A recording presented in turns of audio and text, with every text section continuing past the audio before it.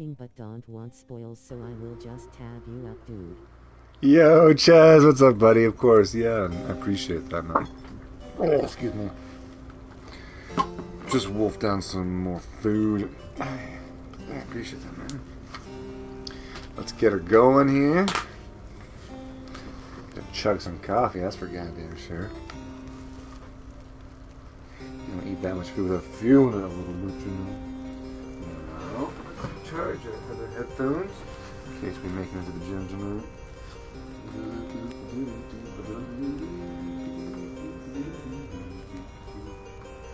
Alright, let's get it going.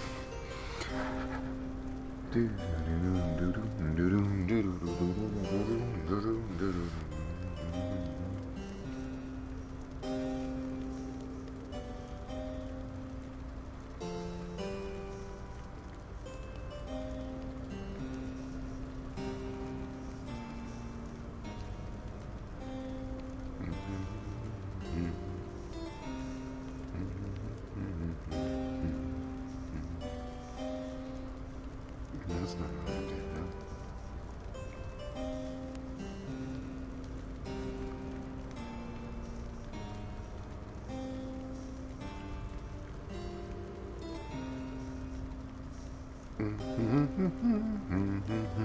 Ba bo bo bo boom boom boom do do do do do do do.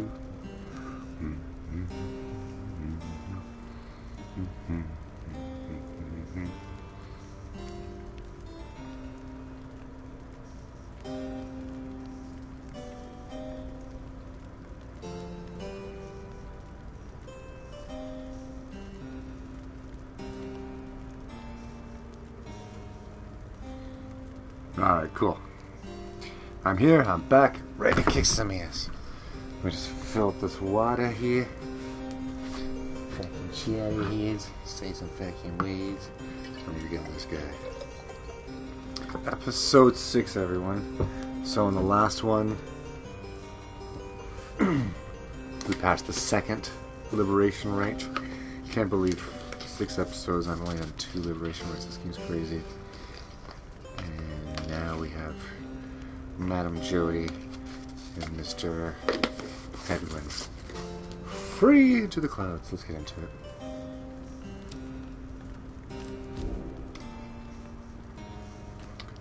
Get my camera going here too.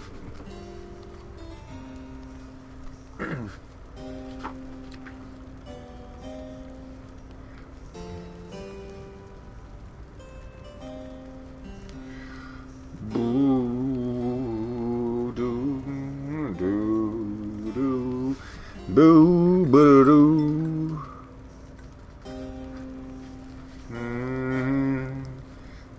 There it is, the fall of Solomon. Nope. Alright, okay. Okay, lay down, okay. So, unfortunately, I don't have any hot tea with me this time. I do have some cold drink. So hopefully my throat won't get too buggered from all of this. But speaking of, I hope my throat doesn't get too buggered.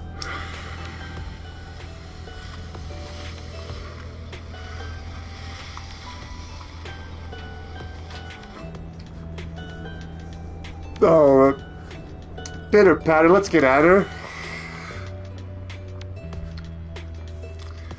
Ladies and gentlemen, Mr. Alan Rickman as Volfred. I know our plan was there.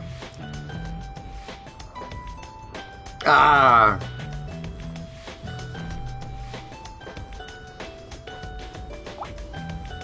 There you go. Mix the actual electrolyte crystals into the water. Perfect, though. Now. Ah, that's good stuff. Alright, folks. Following Hedwyn's liberation, you find Volfred smoking in his pipe. His eyes averted. He looks up and he smiles as you approach. Hello, my boy. Excellent work back there. Thank you for your perseverance. No, I was just reflecting on how very fortunate I've been in all of this. Not just me, but really all of us who've had a chance to stand with Hedwyn here. Hedwyn, His was the first friendly face you encountered in the downside. He's regained his freedom. Let's go. Ours is admittingly a somewhat desperate plan. It was vital to me, should the Night Wings rise again, let it be under proper care and guidance. I was just thinking how well Hedwyn served in that capacity. Whatever it be the outcome of all of this, no doubt his presence will be missed. My agents and I, we were unsure of him at first. A common boy like that, completely unacquainted with the rights. But in the end, I felt that he was worth a shot. Someone like him, sincere, determined, with loyal friends and desperate to get home. Those qualities spoke volumes. He then fell silent for a time. I have had faith that he shall strive on our behalf now in the Commonwealth, and it is my hope that he yet finds the one he has sought. You and Volfred speak a little more of Hedwyn for now. You left wondering what shall become of him in the Commonwealth.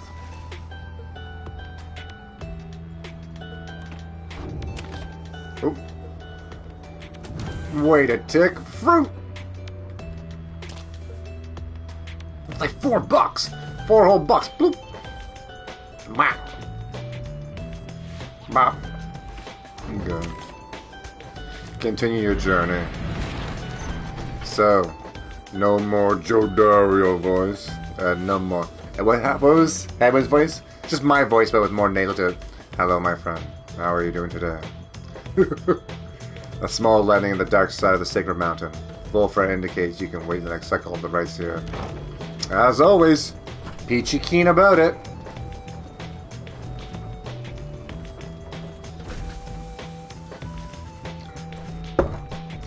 You once again find yourself amid the hidden splendors of Moonlight Alcove. Here you can await the time until the stars deign to shine for you again. Alright, let's bide our time, shall we? We have returned to a place of respite. Please make yourselves comfortable, such as you can. We are at the mercy of the stars, but I shall expect that you will shine bright again. In time. As for me, I shall return by then, for there is something I must do.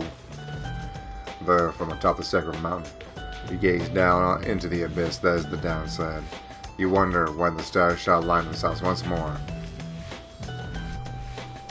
There, upon the sacred mountain, you and your companions once more await the night.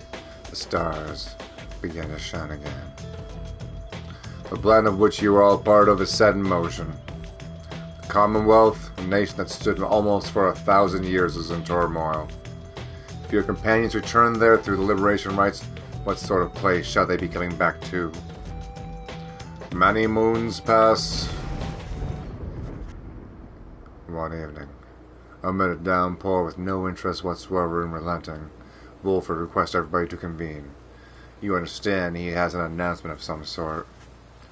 Soon, everyone is assembled, and Volfred regards the group. Everyone, there is an aspect of our plan which I've not talked about with you at length.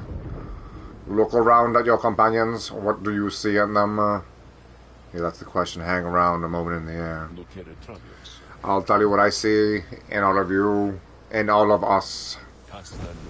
I see in all of us a living vision of the 8 scribes themselves, each among them hailing from the different tribes which later form our Commonwealth. My observation does not come from pompousness, I think. Rather, I believe the scribes themselves desired, or shall I say desire, such a course. Together, they created all this ceremony of which we're now a part. The exiles liberated through these rites went on to found the Commonwealth, based on their values and their teachings. Thus, an instrumental aspect of our plan is to embody this spirit, that culture from which the Commonwealth arose so many centuries ago. That way, when we are united on the other side in solidarity, the people all shall see what we reflect the values that they each cherish and their hearts, not merely our own. Anywho, we are still missing one key representative on behalf of Molten Melithe. and I happen to know a very certain bog dweller who I think shall fit the part most splendidly indeed. Fourth of the 8 scribes of the Book of Rites, known as the Impassioned, or the Wild Witch. She's a wild bitch! The Mistress of Fire and Dust claims she could shatter the world with a flick of her wrist. He motions for someone to approach. A certain bog dweller slithers forward. You recognize her straight away. It is my pleasure to introduce to you a dear older friend of mine, whom I believe you've met. Welcome to the Nightwing's Big Bertrude.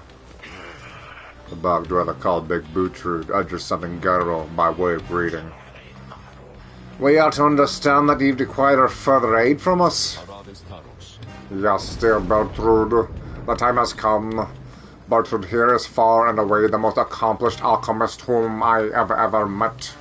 You will soon find that she knows much about the rites as well. Bertrude looks at you and your fellow exiles, each in turn. We frighten you, apparent. Everyone is silent. Everyone is silent as Bertrude searches their expressions. Then tremble, small ones, in hell hold well thy tongues, lest we remove them. She takes her leave without another word. Please excuse Bertrude's blunt manner. I guarantee she shall more than make up for it. Everyone disperses. Seems now that the ranks of the Nightwings are complete. Bertrude joined the group. You sense her powerful presence. That might be her lady snake. Now then, my boy, perhaps you'll notice that the stars are bright once more up there, behind these stubborn rains. Meaning it is time we go back to business. Indeed, once more, several stars shine bright within the storm and cold sky. The stars themselves await the will of the Nightwings.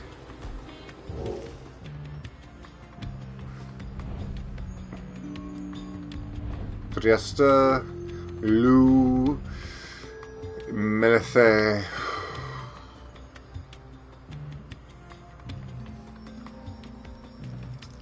The desert downs are here. The Pyre-rates, quick little fuckers. And Melithe has the tempers here. No.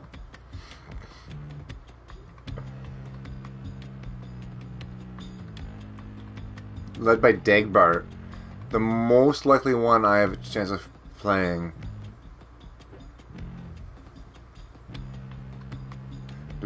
Currently is the Fate, but this is 5 teams within a 2-point difference, so I could really... So let's see what happens, just as a test. Let's see what happens when I invite... What are they called? The Chastity? No, Chastity? No. What are the worms? The Pyre-rates. Let's see what happens when I play against the Pyre-rates. Actually, I guess either of them are fine.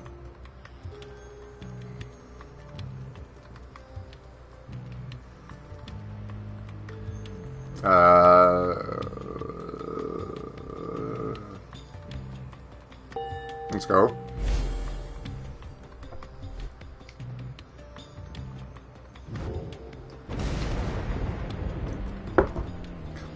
Is this night to understand that we shall soon confront Sir Deluge and the Pyre-rates once more?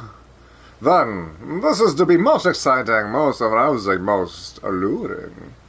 This knight's one-time commanding officer, imagine if you will, a worm without the slightest trace of bravery. Sir Gilman then recants his tale of Sir Deluge's past, and how it is that they wound up together in the downside. Sir Deluge, a worm knight of the Sea Dominion, and former ally of Sir Gilman. He lacks the sort of courage for which his kind is known, yet somehow leads the Pyre-rates anyways. Some worms born under the Sea Dominion's waters sought life's meaning on dry land. The Commonwealth recognized their chivalrous traditions and soon put them to use. Sir Deluge was just another bit of frontline fodder in the war against the High Wing remnants. Yet time and time again he distinguished himself for one simple reason. He would not fucking die.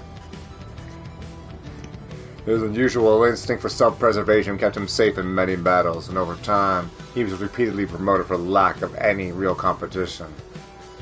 Then, in the Battle of Spiral Sanctum, when retreat certainly was not an option, Sir Deluge retreated anyways. This was the breaking point, and he at last was sentenced into exile. In the downside, he saw water, where he made contact with Sir Gilman and the other members of his kind. They all saluted him as their superior. The other knights had little choice but to respect the rank of the Pyre-rates, their Pyre-hearts, their conduct. They conduct themselves in the name of the great hero, the Under King Auras, who adhere to their strict code. This knight might not have failed quite so miserably at the Battle of the Spiral Sanctum, had his entire regiment not turned in disarray after Sir Deluge fled like a little baby. Perhaps by confronting his former commander, this knight's own honor may be regained in part. For now, however, this knight must beg your leave. You say goodnight to Sir Guillaume in turn.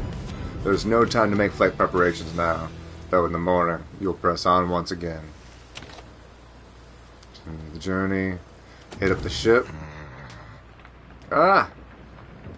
We got ourselves Bertrude. You found big Bertrude looking about the wagon in a disapproving way. She fixes her gaze on you. Her expression does not change. Ugh, such clutter added to this wagon since we looked upon it last. That's unsightly. We remember thee from an bold and flagon hands. Then thou must be reading one to whom Sandalwood referred. She moves in close, studying you. You recall that her mere touch of bog crone to the southern bogs can induce paralysis, or worse. The southern bogs, a distant region of the Commonwealth, left well alone despite technically being part of the nation. A cold and forbidding marshlands are home to the bog dwellers of Sayre, colloquially known as crones. That one such as they can extract meaning from that tome. 'Twas a fate we wished to witness ourselves. Thy flesh has been the smallest fraction of the years which ours was stood, and yet we are expected to believe that thou canst understood the Book of Rites. As she backs away, for someone else has joined you. Hail, Bertrude, madame. Is everything to your liking at this time? Or is there something more which you require? We have been unable to locate a supply of Ratwan Gizzard extract among thy belongings. Other than that, we shall lodge no complaint at present. It is possible that Volfred has a small supply among his possessions here. If you would care to accompany me, we may yet procure some. That would be agreeable with us. Then after you, madame. As they depart, you see the low minstrel nod his head your way. Yeah, thanks for getting her off my fucking case. Jeepers, okay. Let's move into it, continue your journey. You rise early that morning, though Bertrude is already awake. She scowls at you. Good morning, Rita. Bertrude. I trust your stay has been not too uncomfortable. Nay, Sandalwood. The comforts of this place are not for us. Fly us first from here to lower ground.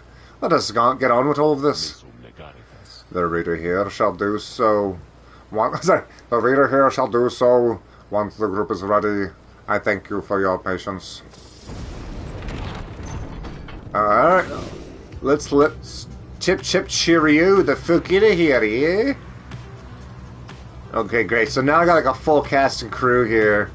You gotta remember just everybody. Accent thingy. Soaring above the Sclorian shore, you notice Pamitha gazing down at the frozen cliffs below. The Sclorian shore, a frozen oasis stuck beneath the chaos of the waking wood and the sacred Mount Aliadel. A place to pause and reflect before a grueling mountain climb. That damn place down there. I like it least of all, I think, among everywhere we've been. I'm thankful that there's been no reason to return. It reminds me of home is all. The Highwing remnants. We all grew accustomed to the thin air among the cliffs that breaches the cloud above your Commonwealth. but it was not the nicest place.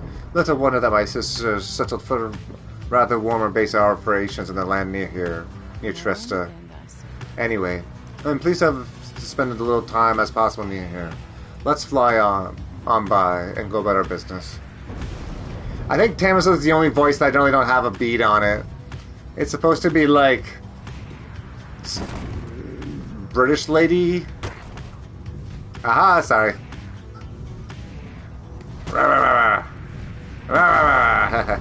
Okay. Stop being a dick. Stop being a dick. Okay, Needlefield. A small cling. Pamitha believes this route should be near. Vocations. Okay. It's okay to lose. Sir Gilman believes the conditions here are right to train in the ways of the Sea Dominion. So training for him or vocations.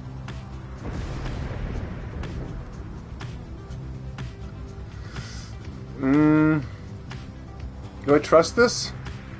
Fuck it, I guess we're trusting it. I don't know what the hell this means, but fuck it.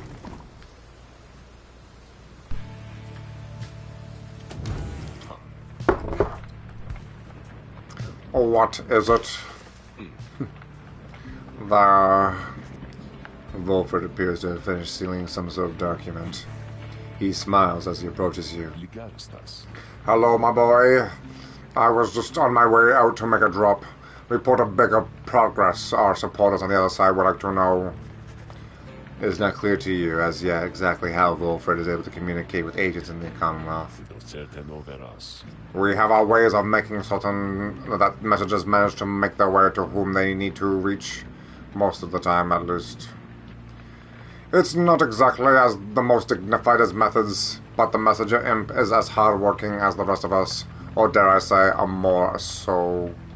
Messenger imp. He's one of Volfred's couriers, tasked with delivering news to and from the Commonwealth. Most imps lack the capacity to do that job. They, of course, cannot traverse the outer boundaries of the downside, but they can squeeze much closer than any of us. Volfred offers to tell you more of this process. It seems that he has been using certain imps to relay messages to his agents in the Commonwealth for some time now. From that point, we depend on certain other means. A trafficker like Rookie would likely be familiar with them. Then my agents intercept the messages as they arrive. The messages are coded in the off chance that they reveal themselves before unwanted eyes. But even still, my agents put themselves in great peril there, supporting our cause and our plan. I could not ask them for a more dedicated bunch. A shame we cannot meet them separated as we are. If we succeed in our endeavors, it shall be thanks in no small part to them. They have identified hundreds of citizens grown loyal to our cause, found hidden corners where they can speak freely. Their goal is to grow in numbers while remaining safe. For we cannot resist the Commonwealth if too few citizens stand with us, whether due to apathy or fear or lack of willingness to see our nations as we do. Some of these agents I have known many years, since long before my exile. Sorry. Stay here, buddy. Stay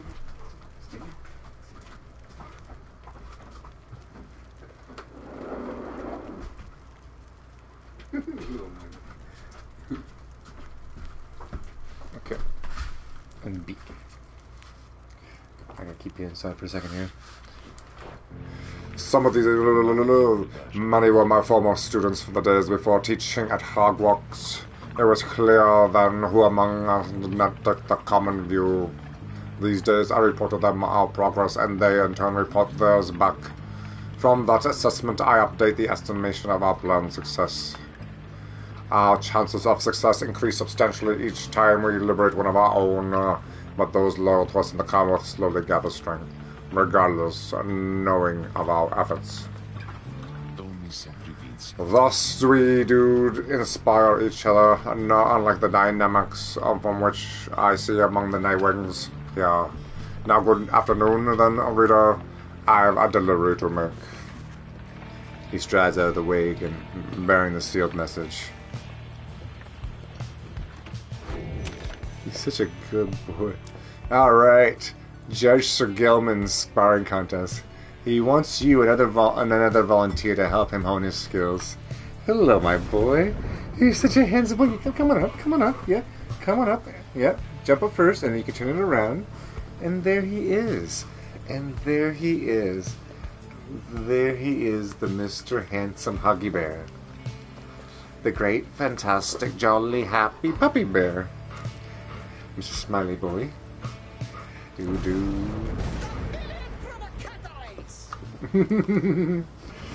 He's a fuzzy boy. Oh, do. Ba ba ba ba ba ba ba ba ba ba ba ba ba ba ba ba ba ba. Who among you has the wherewithal to face this night? Being in the leaves and branches of Cinderroot makes this the perfect time for a quick jousting competition, Sir Gilman says.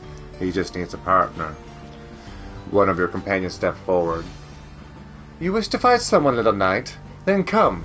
Let's see what you can do. At this, Sir Gilman launches into a litany of instruction, detailing the specific methods of Sea Dominion ceremonial combat. At last, the two competitors take their positions and then rush toward one another. They collide and flail away, trading blow for blow, but it all seems rather senseless. When at last they stop to catch their breath, Sir Gilman approaches you. This knight would have you choose the victor of this bout, Master Raider. Who prevailed?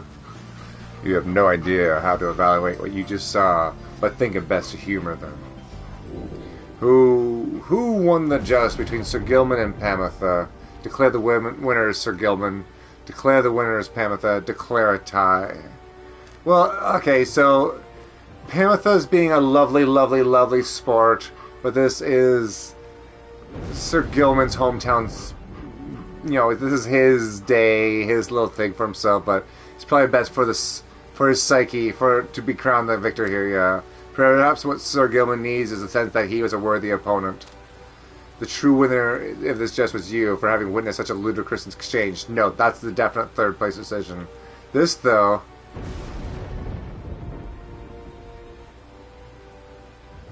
that he was a worthy opponent. No, I'm going to say Sir Gilman.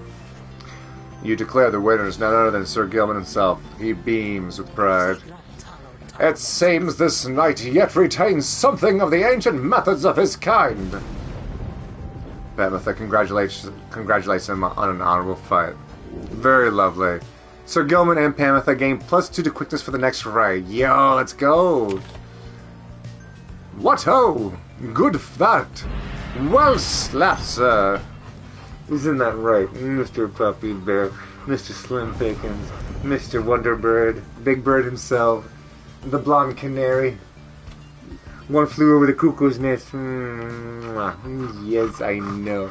She's just the happiest bear. Aww.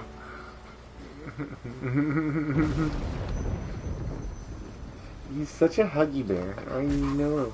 You're such a huggy bear. You're so soft. Since your bath the other day, oh my god, you're just the absolute softest puppy alive. I know.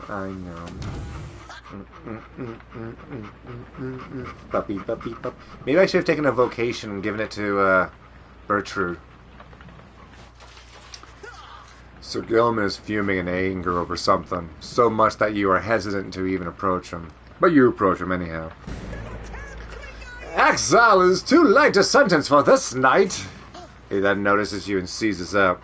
He begins acting rather nonchalant, as though he didn't just completely blow up there. Oh, greetings to you, noble Master Rita. What brings you to this night, this very afternoon? Sir Gilman is attempting to make small talk. Ask him if everything is alright. Such a venting of emotion is uncommon, even for the likes of this particular worm knight. Tell him to calm down. Sir Gilman is making enough of a record to cause some fair amount of concern. Ask him if everything is alright. You maintain a gentle tone with him, and ask whether there's something he might wish to discuss. Sir Gilman perhaps could benefit from talking through his woes. He stands there for a time, silent and dejected, but then... Master Raider, this knight cannot escape the horrors of his past. It seems like you would hear them. Then, you have this night's apologies ahead of time for burdening with such madness. Having said that, here are some of my troubles that you requested. You are, of course, familiar with the siege of the Spiral Sanctum. For this night, the memory of it is like a wound which will not close. This knight stood there on that front line whilst the high-wing remnants descended upon us. So furious was their assault that our chain of command was ruptured instantly, as were my pantaloons. We of the Sea Dominion, we require orders to perform our duty. Without such orders, why, we surely made a very easy target there that eve. One by one, then two by two, they picked us off, becoming bolder. Some of them shrieking with laughter all the while, like some sort of terrible screeching bitch of the air. This night, he saw his comrades cast aside like sea flies. How this knight survived, he does not know for certain, even now. Perhaps it was that he attempted to pursue and to detain his own knight commander, whom you met when you first met this knight. That cursed Sir Deluge! Fuck, I hate him! If not for his craven cowardice at the Spiral Sanctum, I might have held, at least for a while longer. But instead we were rooted, rendered spineless both in form and deed. Sir Deluge was that first to flee, as our chain of command crumbled. And as for this knight, he failed to catch his knight commander. We must have looked a coward too. Thus came the time for penance, and this night, why, he insisted only course of action reasonable. He insisted on the sentence to the downside. And, as you can plainly see, his wish was fulfilled. How absurd that he should re-encounter his old knight commander here, soon after. Thus did this knight become obliged once more to Sir Deluge. We took to the waters of the Sea of Solace, where soon we met the Pyre-rates, a triumvirate exclusive to our own. It was plain to see that they lacked wherewithal, and Sir Deluge, they thought he could provide it, the leadership they sought, and his was too much of a coward to decline. As for this knight, being of the Sea Dominion, he had little choice but to comply, or so at first he thought. This night, when he encountered you in the Nightwing, something awakened within him. With so little honor left to lose and so much left to gain, it became eminently clear that this knight stood a better chance within your ranks than those of Sir Deluge. And there is little left to say. This knight cannot escape his past, and yet he chooses to believe that he was spared that day, not merely by coincidence. Perhaps Under King Orez has plans in story, in which this knight may play a part. This night he clings, however vainly, to that hope. He slithers away, his head bowed low. It seems best to leave him for now. He says he feels relieved at having shared all that. Huge load off his tiny little barrel chest. Boop, boop, boop, boop, boop, boop. Falcon Run over here. The most awkward man in the game. Hey guys, come on in. Say now, whatever happened to that smelly hairy guy? Did he really get out here like I've been hearing, or what?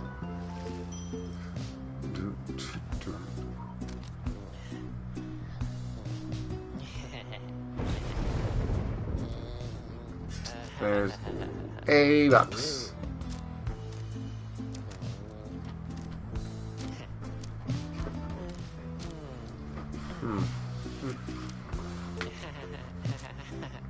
So fucking awkward guy. To bear banishes an adversary by Overcaster. The orb burst maker. Flinging it.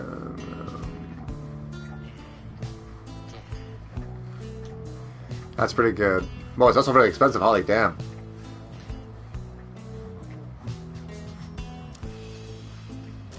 $10 each.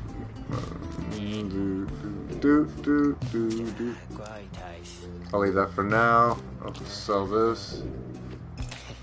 Easy $4 every now and then. Alright. Must be a lucky day, hero. I don't know what the... Oh, God, he's just so fucking weird. Alright, let's get a match in here, shan't we? Alright, everything is set for the rites to commence. And all is quiet amid the untamed flora in the glade of Lure. All there is left to do is wait for nightfall to set in. You observe Sir Gilman sliding back and forth. He says he's feeling like poopy balls. This night, oh, sweet temptress of the poems, this night is not a night at all. This knight betrayed his former commander, abandoned his brethren of the sea dominion. But what is knighthood even? What is knighthood, if it means having to follow such a craven as Sir Deluge? Cease this nonsense, Gilman.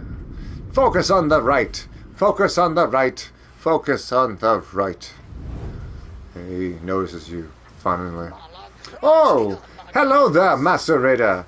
This knight did not just see you there just now. Such he was in a preoccupied state, you see. Know that this knight stands prepared. He has no misgivings whatsoever when it comes to, oh my god, lightning, fuck me, to battling his extra emperor, okay. Please consider letting this knight participate, for he has honor to restore. And then a glimmering within the sky draws your and his attention.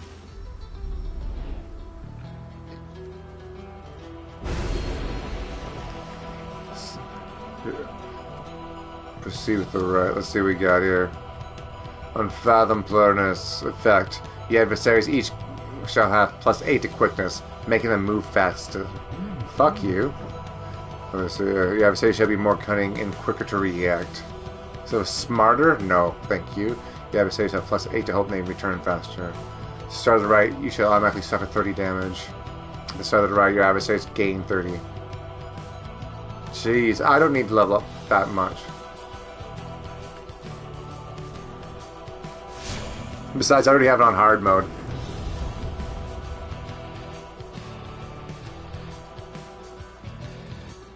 Big Bertrude can pounce long distances in the rights, or catch several adversaries in an aura blast.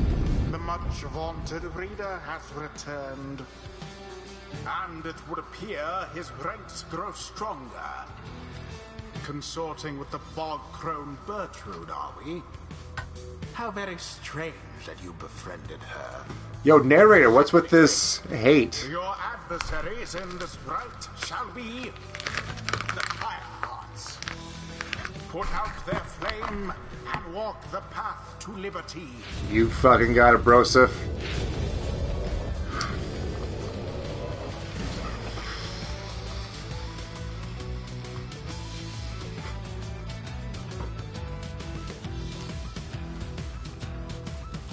Gilman, still not abandoned your new friends like all your other duties and responsibilities. Sir Deluge wrestles with his master tongue. This night is most surprised that you have the courage to even show yourself. You speak of courage, Sir Deluge, but this knight has little to say to the likes of you. That figures, Gilman.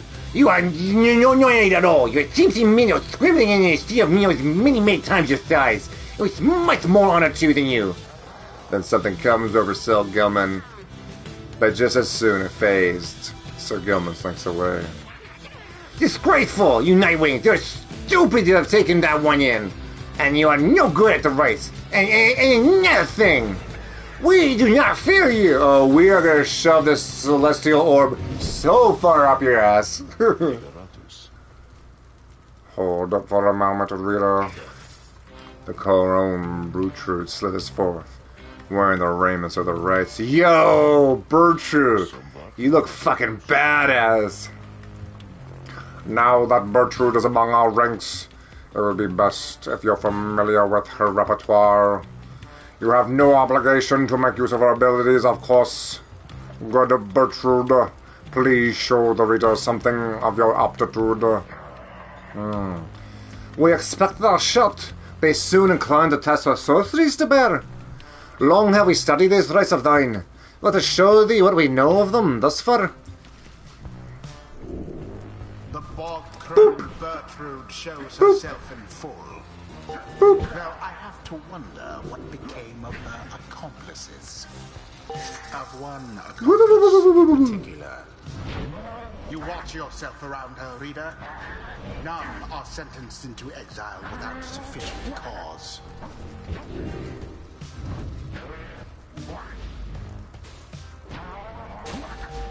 Ooh. Gotcha. Now then, rating one, know that our freedom is of little consequence to us. We side with thee because of Sandalwood, because of his plan. We shall aid ye in the rights, and we shall aid ye in the plan. Thus, we are at thy disposal, and I wait thy bidding. Alright, let's go. Who shall stand together here this night? So the big question, though, is...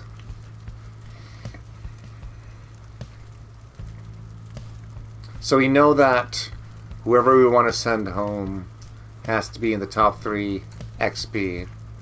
And so it is no, no, no, no, not yet, yes. So, okay, so Rookie is sent home next. And he's the highest XP right now. Okay, that makes sense. So yes, to her playing, her quickness, and so Deluge's quickness is up. So yeah, it's the back end. They were doing 1, 2, 3. Shut up!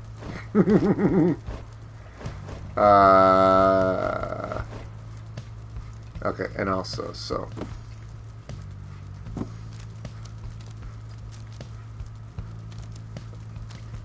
Where's the one that gives me money every time I score? I think Rookie has that.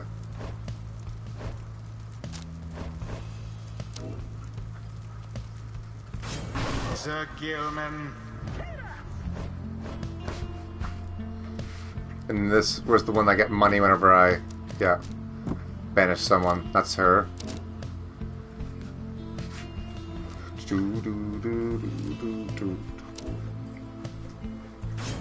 Pamitha.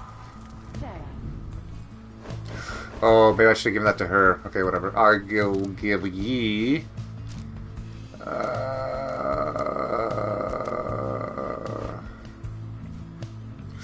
That'd be good. But will I score with her? I don't know. We'll see. She's not very fast, but very defensive, I think. That might be a better one for her, but... let's go for it. Bertrude. Very well. Come on then, little Pyre-rates. To my kind, you're nothing but a snack. Come on, Nightwings. Show these knights how to defend thy honor and follow that miserable menial from the harbor. On guard!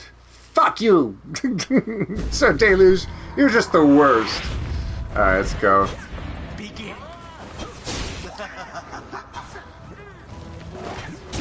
A favorable start. Goddamn right's favorable.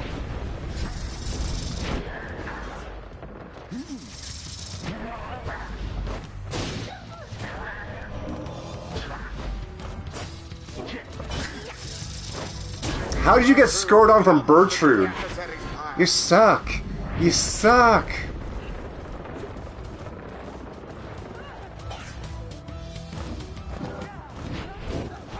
Oh, that's on me. I legit throw it to him, but that's okay. Yes. The orb engulfed in fire. Another glorious defeat is imminent. This knight can feel it in his bones. His bone? The orb is up. Lots is blue, looks like a carrot and made war crimes in the Middle East. Tip it's not Jesus. What? What? What? What? Tis what the scribes order. What you talking about, Coney? You talking crazy talk. How's it going, buddy? Righteous fire. Easy points. What is blue? Looks like a carrot. Made war crimes in the Middle East. Tip is not Jesus. I don't know. What are you on, sir? Oh shit. Allied for advertising wait with her answer. Oh, advertising! Sounds good. The orb.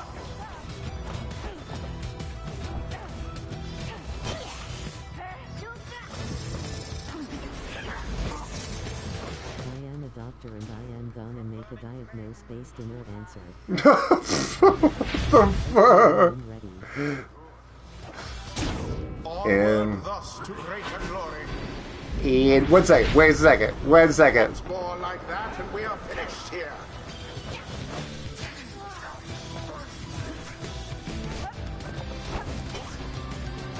And it is done. Boom! Game day bucket go boom. Okay. What is blue looks like a carrot and made war crimes in the Middle East. Is there an answer to this, or is this just like some obscure psych evaluation you're going for here, Coney? My brain is completely on standby, by the way. Oh, well, then you're not going to remember any of this. So, what is blue? Looks like a carrot, made war crimes in the Middle East. Tip, it's not Jesus. What is blue? Blue. I am blue. I'm going to say Hillary Clinton when she chokes on a dry bagel. Curse you, Gilman. You are a fool to obey this, and now you're only twisting the dagger in our backs. You still do not seem to understand, Sir Deluge. This night no longer beholden to the likes of you. Yeah, I'll go with that.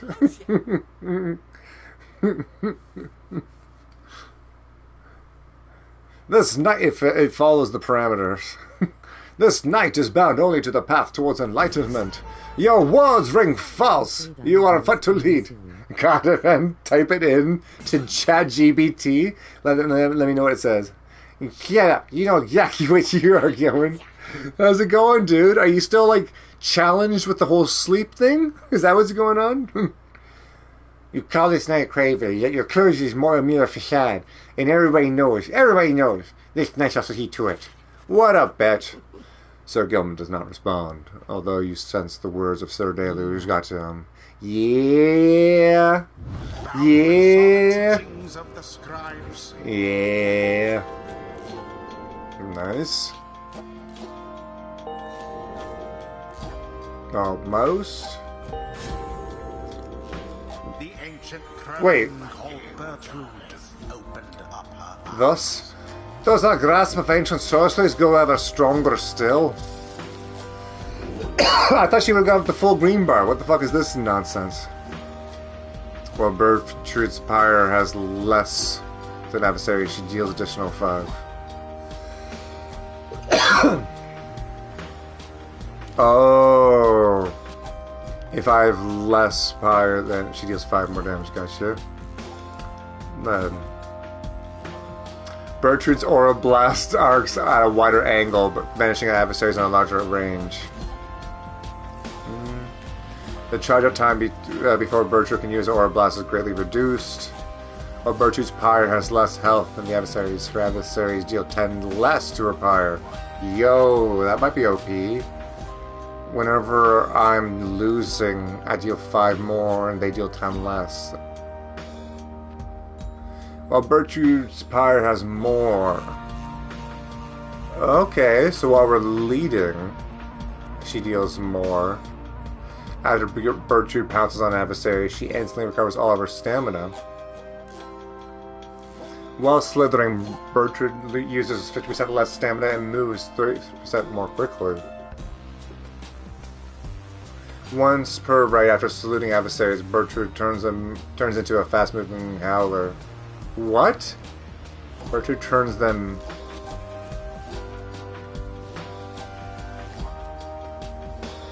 She turns adversaries into howler hounds? It's kind of fucked.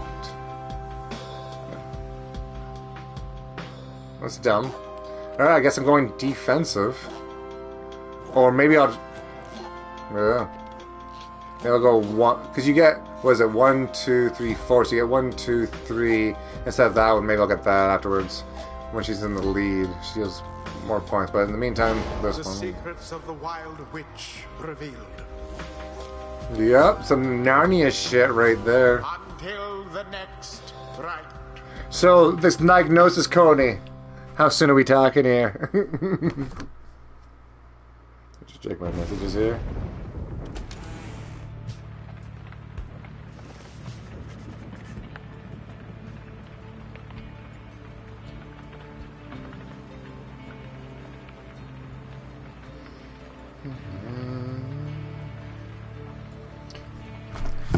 After prevailing of the Pyre-rates in the right, you return to the wagon to find Volfred and the low minstrel in the midst of conversation.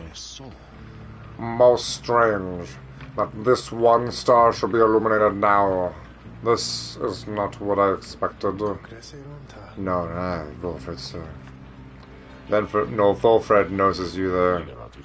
Reader, Tariq and I observed a strange occurrence in the sky is all. It appears the star of Kalmar rope collar is illuminated now. It is but another star, except our models and predictions of the cosmos did not anticipate this. The first exiles came to these lands not by force, but by heeding the rope collar's deceptions. The traitor's former aide to the Emperor, his actions inadvertently led the 8 scribes to find each other. Anyway, go see for yourself. I shall make the wagon ready in the meantime. You see only a single shining star illuminated far above. It's just as Volfred indicated. Okay, Mr. Then I have some bad news for you. You, Mr. have the Mr. Beast Batman syndrome. I am sorry, but since I am only a professional doctor, I'm sorry. But since I'm only a professional doctor in this category, I can only sell you overpriced cream. 4 dry balls, man-made. But don't worry, since the Mr. Beast Batman syndrome is so rare, that is so new that I was given the honor to made the name has never documented death. Maybe because you're the first to have it. But I'm a doctor, and I'm talking statistics. The statistics say you're good to go, young man. Well, I mean, since my predecessors are currently 0 for 0, that also means that they have an infinite win and fail rate. So we kind of have like a Schrodinger's cat situation here, right? I'm both an epic failure and a disastrous win. I don't know which way this boat shakes. Which way does the way? I would love to buy some creams for my testicles.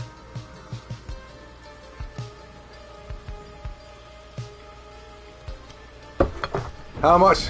How much for this ball cream? And first, no, actually, first question: what is this ball cream? What's it made out of? All right, camera, the roadster. Noted. Okay. All right, so I only have 1 star. I can tinker and wander over to. Oh, hello.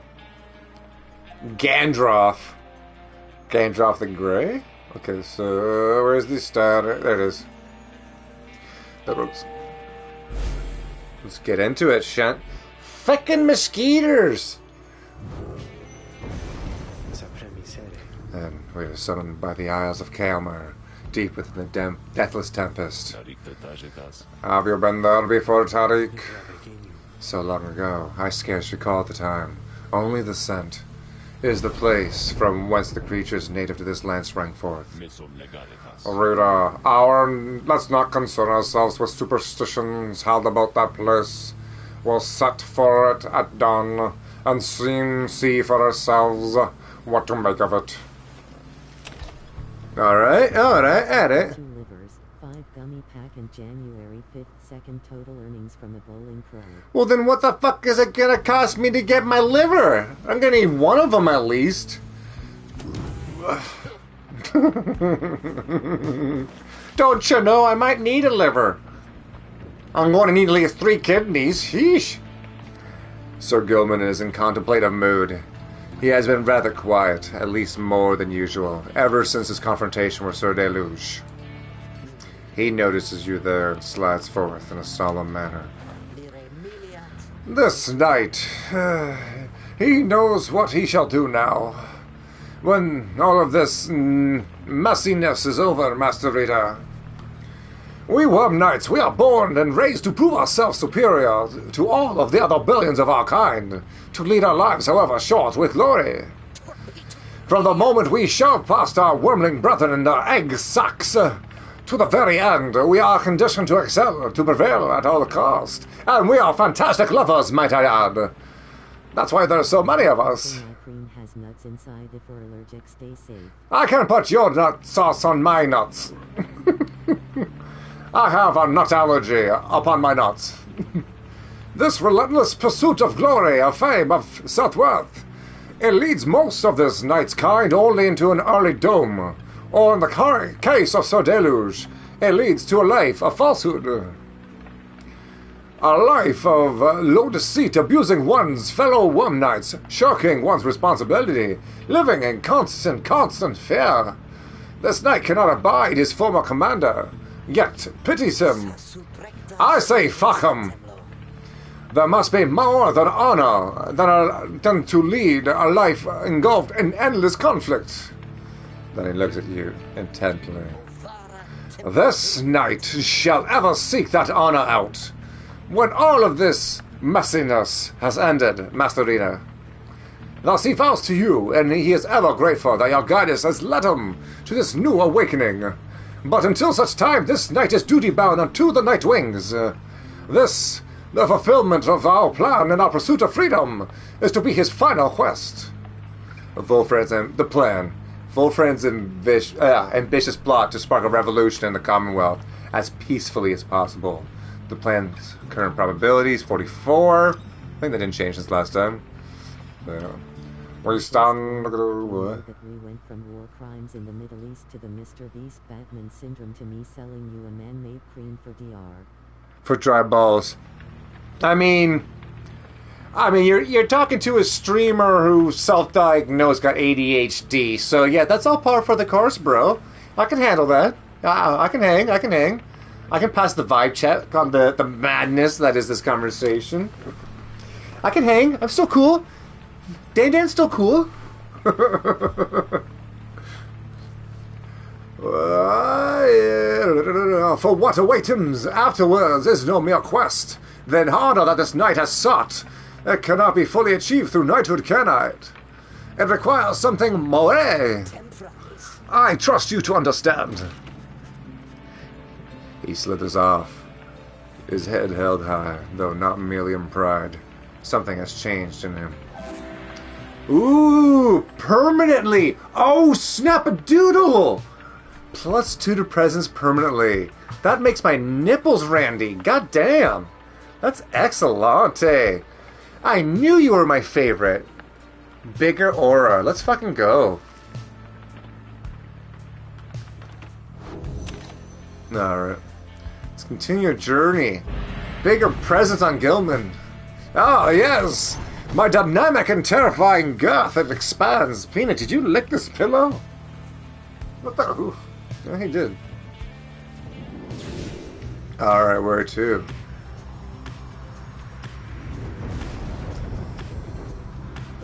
Change my diagnose. You're just a Neanderthal. Thumbs up, smiling face with sunglasses. I mean, yeah, if you want to keep it simple, makes sense. This checks out. The Sharp Shoal. An icy floe near the Isle of Calmer, sturdy enough for landing. Rookie expressed an interest in taking this route to the Isle of Calmer. Or I can go to the Barbed Reef, an old exposed reef off the coast of the Isle of Calmer.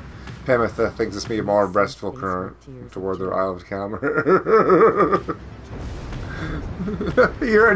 I like how it censored out you're a Neanderthal. I'm like, but sir, aren't we all Neanderthals? And isn't it pronounced Neanderthal? Neanderthal? Or Neanderthal? I gotta sneeze.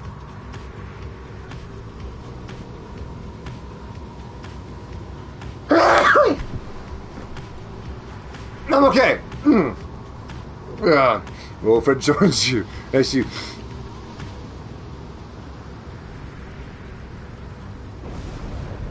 No. Okay, that was a pass. Neanderthal. No. No. Yeah, so I don't know what it is. It might have been like the whole like fracturing, or the minor fracturing, or the general beat upness of the arch of my nose from the years of soccer and taking balls to the face in soccer. But yeah, whenever I press right on like right at where the bone meets the sinew point right there, the sneeze is coming on, I press right there. Oh, it's Sneeze City. But just, you guys want to see a cool trick too? Speaking of weird things I can do with my nose, here, watch this. Yeah, I'll bring it over here, you can see it.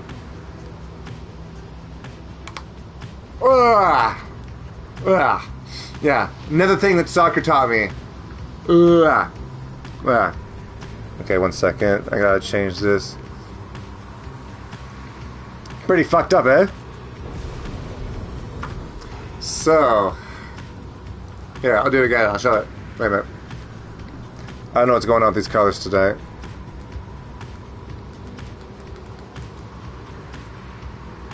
Yeah, that's the best. Yeah, there we go. But yeah, yeah.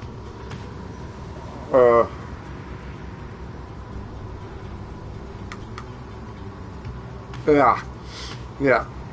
Can you do that? Okay, so Volfred joins you as you soar high above the storm-raged waters and approach the infamous Isle of Camer. Among its cursed qualities, it seems that these wretched storms means I cannot rightly smoke. One of the downside's small misfortunes, I suppose. The wagons drive-ins seem not to mind, at least. In fact, they seem more animated now, though, more than ever, sir. Perhaps they feel some sort of connection to this place, Tariq. Do you suppose that the chastity were able to make it here intact? They had to have seen the stars, though we will soon know for certain. That we shall. Take us in, please, reader.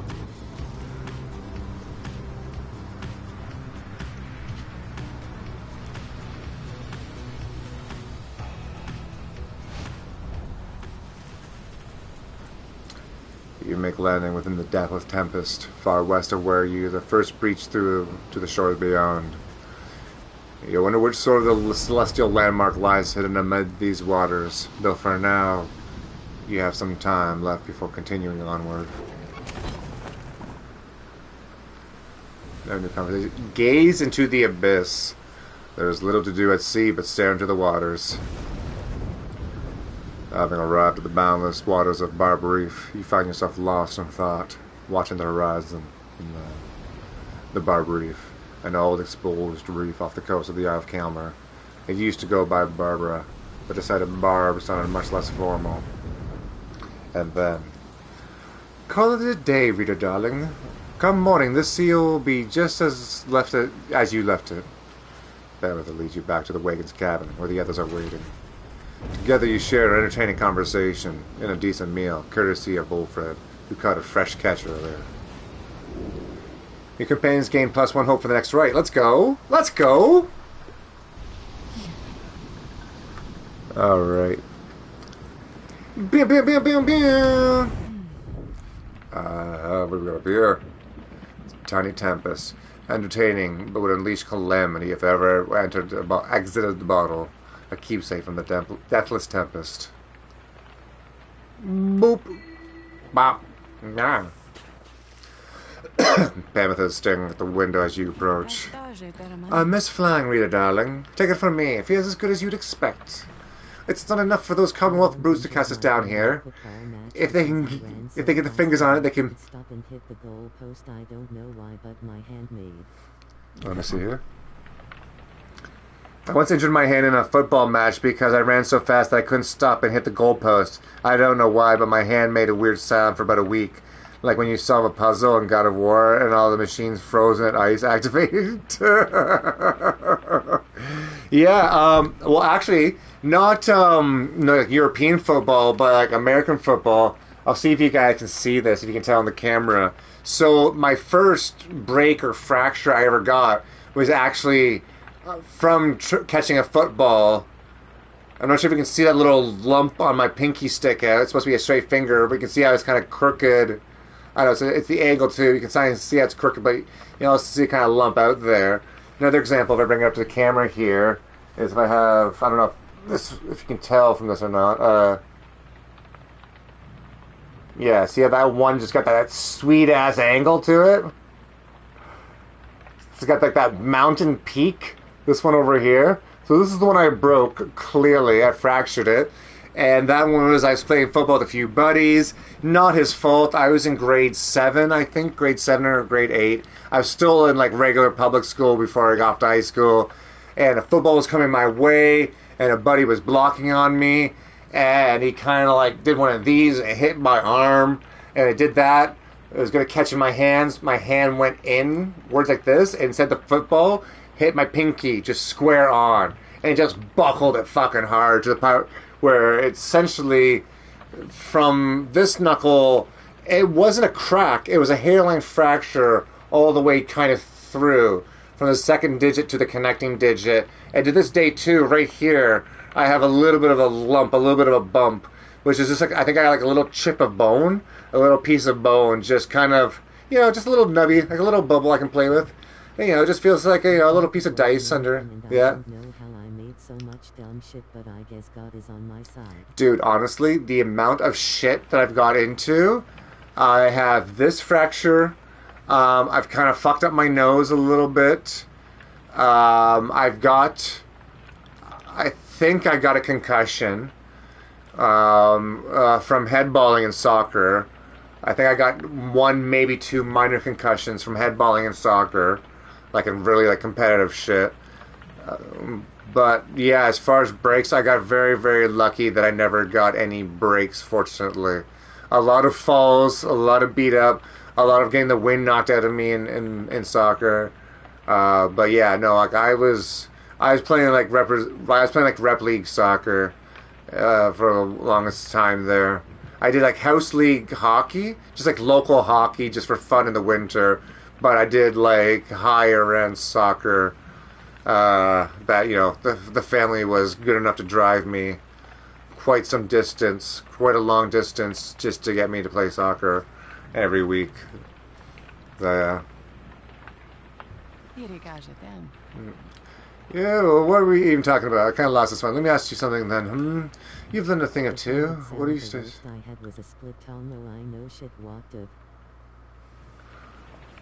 The thing that sounds the worst I had was a split tongue. What? What did you split your tongue on? I had a split tongue. I no shit walked off. What happened? Are we talking like you got like a snake thing going on there? Slithering. Like you got like a little fork thing going on now? You know, you can now like, you know, go one of these? Is that what you got going on? You can just like grab food and like a praying mantis?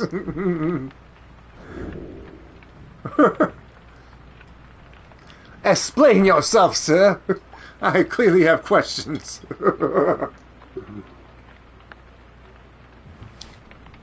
Or you just like bit your tongue so hard. Oh, never mind. No one. No. Ugh. Madness. Oh. Any second here.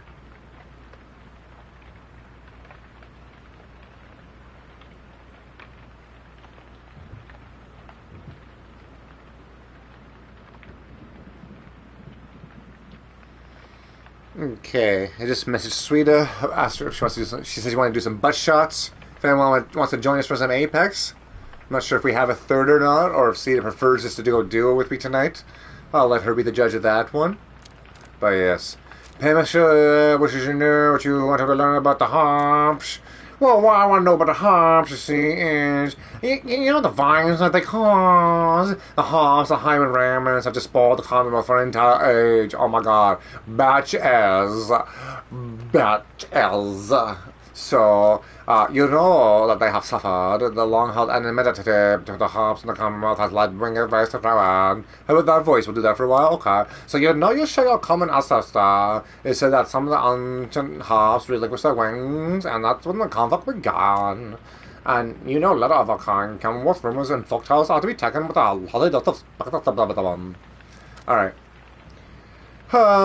You know the violence they have caused, you know that they have suffered. You know you share a common ancestor. Oh.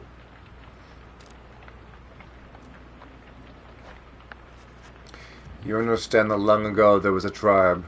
They flew together and conquered the known world, but some of their descendants were born indifferent. Ooh. These wingless ones had little choice but tend the land in their hands of flesh. Over time, the wingless were disavowed, abandoned. It was said they were born under a dark star. In time, they formed the Empire and they fought back. The Empire of Sar dominated the whole known world for millennia, till the doom and reign of Soliamar. Never shall we make the wicked errors of our predecessors, the arch-justice Andros. Not all the winged and deathless were at odds, and famous harps such as Saint Trista Tithys proved kinship could be possible. Nonetheless, old hatreds were not easily assuaged.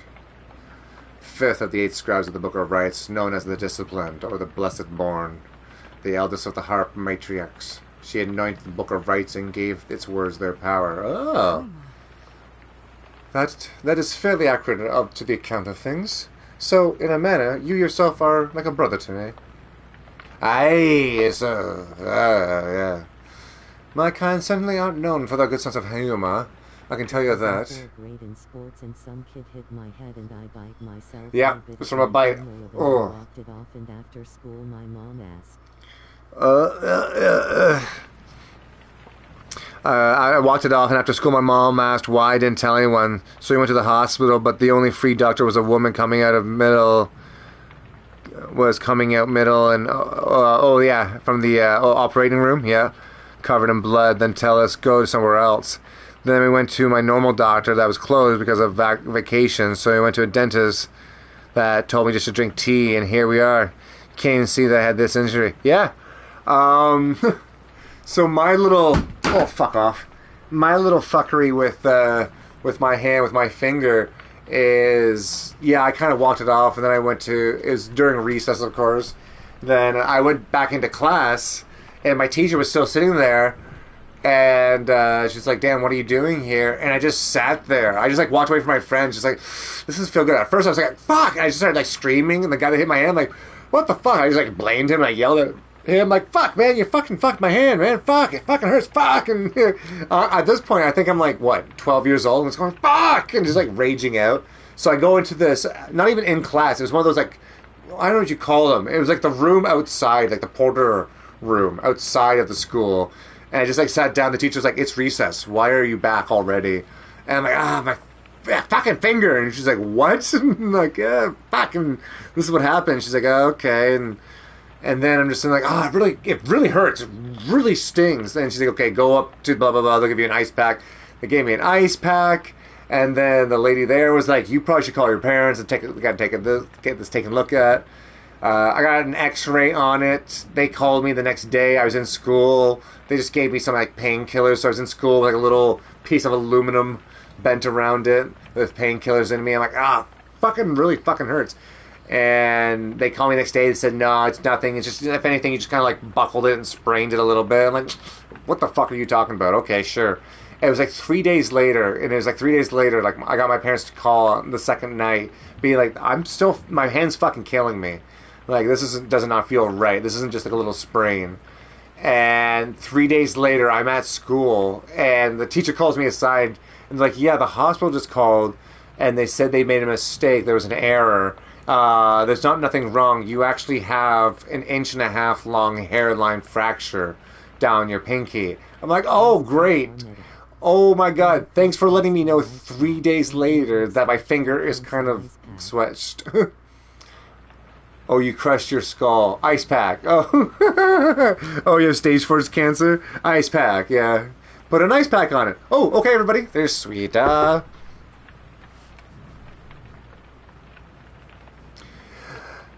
Sweet one! Cutie-chon!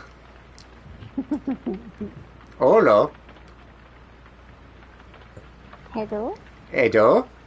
Hello? Can you hear me? Hello, sweetie. Can you hear me? Yeah, I can. Are you sure? Are you absolutely, positively, totally positive? Maybe not. Sweetheart Juan! What, you weirdo? I know what you're talking about. Oh my god. Thank you for clipping that Apex. Stand perfectly still. No one will see. I can't believe it actually fucking worked too. Just if I make no footstep sounds, they will not turn. What's that? But the second one is I couldn't stand in there, couldn't find you. What the fuck is that? He was just watching B, just standing straight. I'm like, as long as there's no footsteps, that's what I'm thinking. As long as there's no like audible footsteps, people will not turn. They are just going to blindly run into the location where they know the action's at. And if you just kind of like run, then you get to like that 15 meter or whatever like the audio point is, and then when you get to go, and like wait for them to blast past you, especially when there's so many of those ropes nearby, I could just play Simon Says or whatever it's called, like that game from Squid Games. Oh no, me not Oh, I never watched that before. I saw that episode, the first one and the second one, and then I was like, all right. Kind of stopped him there, but yeah. Okay, so. Good night, Mr. Cody, and good night to you as well. Mein lieber Tan. I don't know what Tannenzapfen is, but good night, sir. Okay, so let's go switch over to Apex. Everyone, you know how it works. It's going to say I'm gone, but just give it 30 seconds to refresh. Actually, with Apex, it's more like a minute. Oh my goodness, are you falling asleep already?